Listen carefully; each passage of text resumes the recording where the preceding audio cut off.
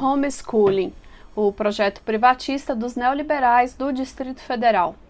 Uma expressão antiga da língua portuguesa precisa ser recuperada para definir o que ocorre com algumas pessoas do Distrito Federal que apoiam a ação maledicente de alguns parlamentares da Câmara Legislativa do Distrito Federal e também do Congresso Nacional quando o assunto é ensino domiciliar. A expressão é lê do engano. Se a gente esticar mais um pouquinho, a expressão faz um certo paralelismo de ideias com a expressão inocente e útil. É lê do engano uma minoria de pais, mães e responsáveis por crianças e adolescentes e até de professores apoiar a proposta de educação domiciliar, homeschooling em inglês, porque isso é dar suporte a um grupo de parlamentares representantes da privatização da educação pública. É inocente e útil quem precisa da escola pública para educar os filhos e também quem precisa dela para exercer a profissão com estabilidade financeira, porque ambos estão se deixando ser usados como massa de manobra para justificar a privatização do governo Ibanez Rocha do MDB e do Partido Novo, criado por banqueiros para pôr em curso seu projeto privatista, e outros partidos políticos que ganham muito dinheiro público defendendo a privatização dos serviços públicos. Mas por que ela é do engano e por que o Simpro-DF é radicalmente contrário ao projeto de lei de educação domiciliar? Por que o sindicato afirma com todas as letras que, ao aprovar o substitutivo do homeschooling, a CLDF fez um desserviço ao Distrito Federal por colocar em curso um projeto neoliberal de apartheid que aprofundará a crise instalada na educação pública pela Emenda Constitucional 95 de 2016 do governo Michel Temer do MDB? Antes de explicar, é importante ainda lembrar que há cerca de 8 dias a CLDF aprovou em plenário por maioria o substitutivo da educação domiciliar. A proposição aprovada reuniu o conteúdo dos projetos de lei número 356 de 2019 do deputado João Cardoso, do Avante, e o PL número 1167 de 2020 da deputada Júlia Lucy, do Novo, e o PL número 1268 de 2020 do GDF, atualmente nas mãos da ala privatista do MDB. Privatização da educação, terceirização e extinção do magistério público. Na nossa concepção, todos os projetos de lei e o próprio substitutivo, em vários artigos, deixam muito claro que um projeto significa abrir as porteiras para a terceirização e a privatização da educação. Uma das provas disso é o que diz o artigo 3º, que a educação domiciliar será exercida por meio do registro na Secretaria de Estado de Educação do Distrito Federal e entidades de apoio à educação domiciliar ou em uma instituição privada que esteja em regular funcionamento. No mesmo artigo, parágrafo 4º, está escrito que a família deverá demonstrar aptidão técnica para o desenvolvimento das atividades pedagógicas ou contratar profissionais capacitados. O artigo 7º, por sua vez, reza que a Secretaria de Educação poderá fazer parcerias com entidades de apoio à educação domiciliar para realizar a avaliação dos estudantes. Ora, isso aí é a oficialização do voucher com o objetivo de abrir caminhos para os setores empresariais que estão ávidos pela privatização dos recursos destinados à educação pública. O Simpro-DF é contra a educação domiciliar também pelos motivos pedagógicos e por ser uma ação contra crianças e adolescentes em formação e que precisam do convívio social.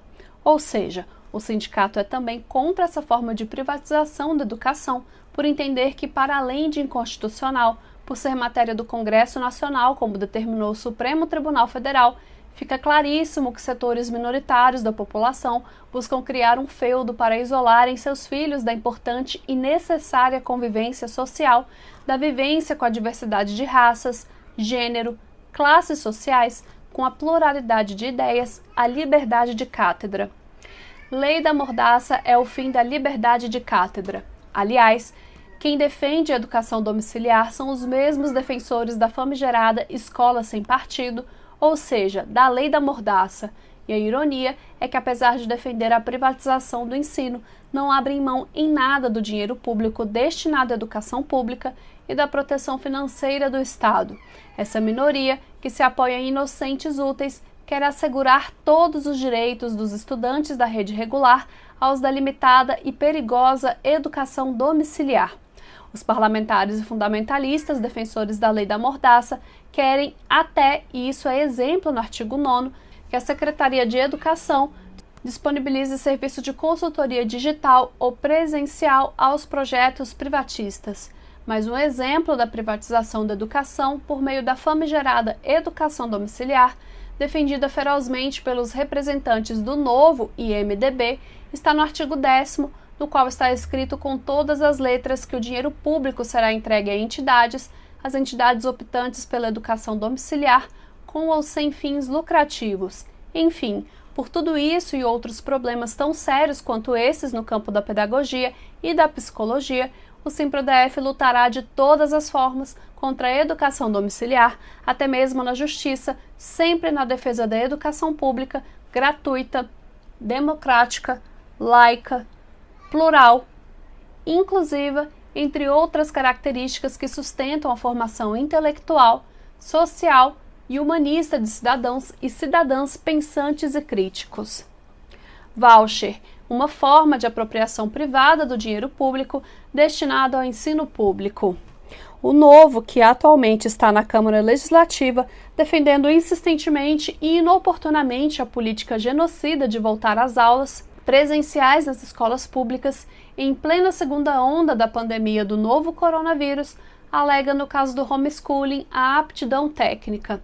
É preciso esclarecer que essa história de aptidão técnica é apenas um mecanismo para tergiversação. O que está por trás disso é uma campanha sórdida de extinção da educação pública e dos profissionais do magistério. Querem implantar o voucher, abrindo caminho para setores empresariais ávidos pela privatização dos recursos destinados à educação pública.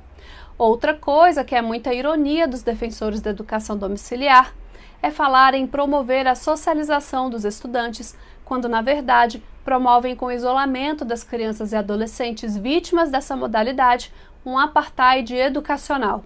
Sobre a avaliação no projeto privatista dos partidos Novo e Avante na Câmara Legislativa do Distrito Federal e do MDB do governador Ibanez, é que quem avalia os estudantes não são os pais, e sim a própria Secretaria de Educação. Isso significa que os professores do magistério público que não lecionaram para esses estudantes é que irão avaliá-los.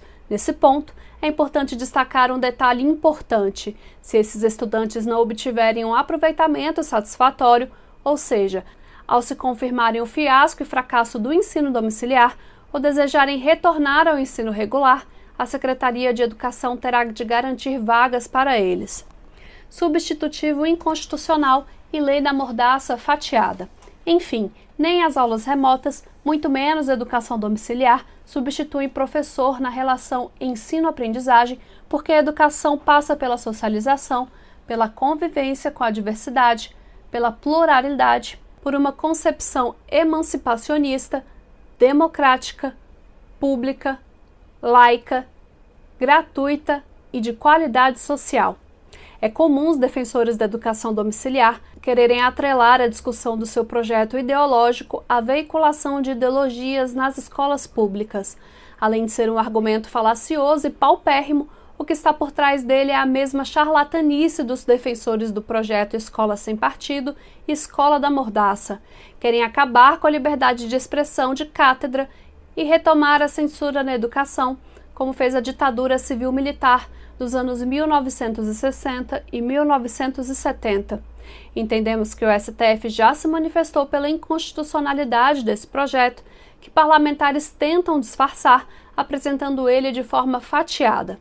O debate é permanente, mas não está na ordem do dia. Por último, é importante dizer que o plenário do STF, em julgamento de recurso extraordinário, já decidiu que a matéria deve ser tratada em âmbito federal, ou seja, é de competência do Congresso Nacional, e não pode ser matéria de lei distrital. Esperamos que a Câmara Legislativa do Distrito Federal reveja seus procedimentos e reverta esse equívoco inconstitucional e, mais do que isso, um projeto nefasto para as crianças e adolescentes vítimas do homeschooling. Júlio Barros, professor da Secretaria do Estado de Educação do DF, diretor do SimproDF e coordenador do Fórum Distrital de Educação,